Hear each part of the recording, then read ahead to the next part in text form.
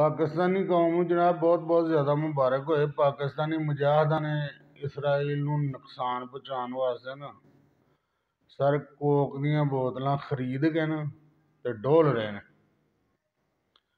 और साथ जड़ा इन्हें कह रहे हैं जनाब असी इसराइल के खिलाफ बहुत ज़्यादा नफरत का इजहार कर रहे हैं और बहुत ही ज़्यादा उन्होंने नुकसान पहुँचा रहे हैं।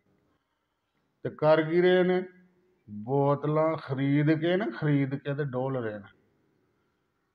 तो पहले ये सारी दिहाड़ी दे विच किते एक बोतल पी लेंदे हन या किते कोई रिश्तेदार आ जांदा ही, यार दोस्त आ जांदा ही, उहदे नाल बैठ के पी लेंदे हन। ये कदे एक पी लेनी या दो पी लेनी।